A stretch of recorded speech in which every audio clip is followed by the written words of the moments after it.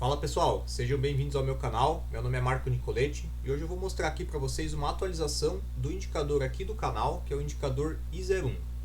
Antes de dar mais detalhes aqui sobre o indicador, gostaria de agradecer o pessoal que deixa o like nos vídeos, se inscreve no canal. E para quem tiver interesse nesse indicador ou em desenvolver o seu indicador personalizado, eu vou deixar o meu contato ali na descrição do vídeo. É marcoinfra@hotmail.com. Mande um e-mail para mim que a gente conversa. Bom, vamos ao indicador. Esse é um indicador bem antigo aqui do canal, tá? Bem do começo, tá? Tem até aqui a data da versão primeira que eu criei ele, né? Que eu geralmente anoto. Então ele foi criado em 2020, tá? E apresentou backtests bem interessantes, tá? Porém, né, nos últimos meses aí ele não tem performado muito bem, tá? E aí surgiram algumas ideias minhas aqui e também ideias de clientes aí que pegaram o indicador para a gente tentar melhorar ele. Então vamos lá. Primeira coisa, na última implementação que foi feita, tá? Bom, na verdade primeiro eu vou dar uma explicação aqui do indicador, porque tem gente que não assistiu os primeiros vídeos que eu vou deixar na descrição. Então só para exemplificar, o indicador ele busca, tá, as regiões aqui de sobrecompra e sobrevenda do IFR, tá, em conjunto com uma virada do box, tá? Então tem que acontecer isso em conjunto para ele dar um trade. Então é essa a forma de funcionamento dele, tá? Se você quiser mais detalhes, veja os vídeos que eu vou deixar na descrição, onde eu faço um detalhamento completo ali do funcionamento, tá? Mas enfim, então ele faz essa busca, porém a gente notou que as entradas a mercado a gente pagava muito spread, então acontecia que os nossos backtests aqui, ó, não fazia muito sentido com a realidade, né, da execução. Então a gente criou, tá, uma funcionalidade que vai apregoar a ordem. Porém, essa funcionalidade de apregoar a ordem, né, ela só funcionava se eu colocasse um valor diferente de zero. Tá? Sempre que eu usasse zero aqui, a minha entrada seria mercado. Então agora eu mudei aqui e criei um parâmetro chamado entrar a mercado, que eu posso deixar desativado e mesmo assim apregoar uma ordem no preço de fechamento do candle que me dá o gatilho. Tá? Então o candle que me deu o gatilho, tá? Eu não vou entrar no mercado para não pagar spread, tá? Porque como a gente busca aqui só 4 pontinhos, né? Às vezes pagar um ponto, meio ponto de spread na entrada e na saída, tá? Acaba, né, tirando aí a assertividade da estratégia. Então apregoando a ordem não tem esse problema, tá? Apregoou a ordem, é o preço que está ali e pronto. Então a gente pode agora apregoar a ordem exatamente no fechamento do candle, beleza? Tá? Só vai dar alguma mensagem de erro aqui se eventualmente o mercado andar muito, né? Vai ficar a ordem ali pendurada, não vai pegar, tá? Faz parte aí do operacional. Enfim, o que eu queria mostrar então era isso, né? A gente criou aqui uma opção a mais aqui de entrar a mercado e mantivemos aqui os mesmos parâmetros que já estava, né? Se a gente for olhar um backtest, tá? A gente vai ver que o indicador ele performava muito bem, tá? Deixa eu até pegar aqui, esse aqui é o backtest atual, né? Então aqui a gente não está com uma performance tão boa que nem era no passado. Vou mostrar para vocês aqui como é que era no passado. Deixei até um vídeo aberto aqui. Eu não sei se vai dar para enxergar muito bem, mas essa versão aqui, ó, desse print, ela era a versão antes de a gente apregoar a ordem, né? Onde a gente tinha aqui, eu vou ler os dados para vocês porque acho que a imagem aqui não ficou muito boa, né? Em torno de 62% aqui de acerto, né? No período que a gente fez o teste, que era lá em 2022, tá? É um período de 2022. E com a funcionalidade de apregoar a ordem, a gente conseguiu diminuir as operações, tá? Então foram praticamente 100 operações a menos, tá? O dobro do lucro aqui, tá? E a assertividade foi para 69%, tá? Se não me engano é esse valor que está aqui, caso eu não esteja lendo certo. Enfim, melhorou muito a assertividade, melhorou o lucro e diminuiu as operações. Então a gente evita de pagar taxas e tudo mais e ainda mantém o lucro no bolso, né? Então a funcionalidade de apregoar foi bem interessante aqui essa implementação. Então acredito que essa nova funcionalidade que a gente fez agora, de poder apregoar mesmo fazendo a entrada no preço do fechamento do candle, tá, vai ajudar também. E se a gente olhar um dado histórico, né, então pelo próprio Profit aqui, ó, agora a gente não consegue mais puxar os dados, né, porque ele só me deixa carregar alguns dados aqui até o mês 9, né, do ano de 2020. Nem sei se deixa eu até ver aqui, ó, acho que nem base inicia, ó, em 26/9 de 2022. Então a gente não tem como agora fazer um backtest, né, do que aconteceu antes, mas a gente tem o histórico, né, 3 anos de indicador. Então já tem aqui nos vídeos, se você tem mais interesse em olhar, né, assista os vídeos antigos que tem lá os backtests feitos em 2022 e 2021, tá? Então os backtests foram bem assertivos ali, eu acredito que vai continuar. Porém, né, o que eu queria falar também nesse vídeo é que agora, tá, a gente está numa fase que não é muito interessante, porque o mercado tem andado bastante, né? O mercado, como é um operacional contra a tendência, né, olhando aqui pelos gráficos, né, a gente vê que quando ele começa a ficar direcional, deixa eu achar um exemplo aqui. Aqui ele se dá bem, ó.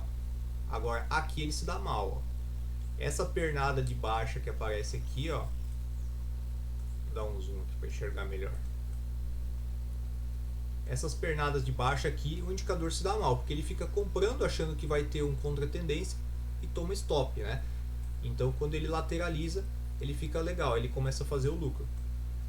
E o que acontece? Hoje o mercado tem esticado bastante, né? Então se a gente olhar aqui a curva de patrimônio da estratégia, né? Vou voltar aqui para cima. A gente viu que ali 2022, né, era uma curva extremamente ascendente, né? Porém, os últimos meses aqui, né, tem praticamente patinado. Então a gente tem que esperar, né, uma assertividade chegar, né, chegar ao mercado meio lateralizado ali conforme os parâmetros. Acreditar nessa assertividade de longo prazo aí, que são mais de 3 anos, né? 3 anos e alguns dias aí, para conseguir, né, realmente que o robô tenha lucro. No entanto, tá? Eu até estava fazendo uns testes aqui, tentando definir de repente um horário diferente, né? Definir um gerenciamento de risco aqui para melhorar um pouco a assertividade. Não cheguei em lugar nenhum, mas eu cheguei numa conclusão que se o mercado está andando mais, tá? Talvez eu possa tentar buscar mais pontos, tá? E aí me ocorreu aqui, ó, de repente colocar, né, um alvo um pouquinho maior, né, em vez de 4 pontos tentar buscar 6, tá? E aí eu fiz essa alteração, tá?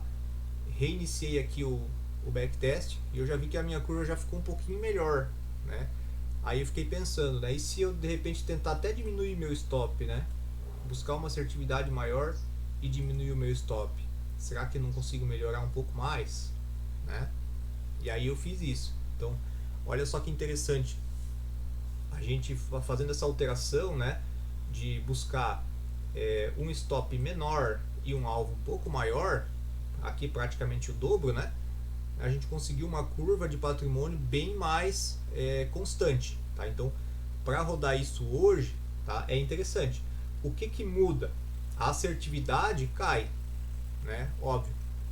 Então a gente não tem mais aquele 60%, 70% de assertividade. Porém, sempre que a gente faz uma operação vencedora, né, ela é o dobro aqui, ó, 1.500 contra 750. Então é sempre o dobro que eu ganho quando eu acerto, metade eu perco quando eu erro. Então não importa aqui se eu acerto menos do que eu erro, se quando eu acerto eu pago esse stop, né? Então cada acerto eu pago 2 stops, então não tem problema, né, ter essa assertividade. Eu falo um pouco mais sobre isso no vídeo específico de backtests, tá, que tem aqui no canal, também vou deixar ali na descrição.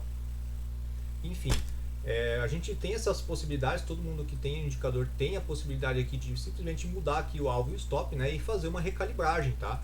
Então a gente pode usar isso hoje, que acho que vai ser mais interessante, tá? Lembrando que isso aqui, né, se a gente rodar daqui para frente, dia 31 de agosto em diante, também não é garantia que novamente nós não vamos ter aí um mercado operando contra o nosso indicador, né? E de novo que a gente fique aqui com ele, deixa eu rodar de volta aqui como era, né? Zigue-zagueando aqui, né? Praticamente sem dar lucro, né? Somente patinando. Né? Porém é uma alteração bem interessante de se fazer, tá? E uma alteração bem simples. Simplesmente, né, aumentar aqui 2 pontos no lucro, diminuir um pontinho no meu stop, né? Eu stop mais barato e eu pego mais pontos quando a operação dá certo. Beleza? A assertividade aqui, a curva de capital, né, ficou bem mais interessante. E para quem tem interesse em operar bastante, né, se a gente for ver aqui, né, já não são poucas operações que a gente pegou aqui nesse período, né? Mas se você gosta de operar bastante, você diminuindo aqui o período do FR, você tem mais operações. Isso também foi sugestão de um cliente, me mandou até um backtest que ele tinha feito, né, porque para você que tem esse indicador, né, você tem a possibilidade de fazer os backtests, né, mudando os parâmetros. E esse cliente tinha colocado aqui um período de 3, né, ele me mostrou, ele falou, ó, opera bem mais, só que olha só como ele faz mais lucro, né? E é claro, né, se a gente coloca um, um IFR menor, né, ele atinge mais fácil as regiões, né? Então ó, a gente consegue faz bem mais operações, né? Então também existe essa possibilidade, tá? Se a gente olhar para a curva de capital, ela ainda se mantém estável, né? Porém são bem mais operações do que utilizando o IFR padrão aqui, né? Que a gente utiliza nesse indicador, que é o 9, né? Então deixa eu voltar aqui a ideia padrão. Então existe essas duas calibragens aí, tá? Que você pode fazer e você consegue aqui ter uma curva um pouco mais estável. Então isso melhora um pouco aqui também nosso drawdown, né?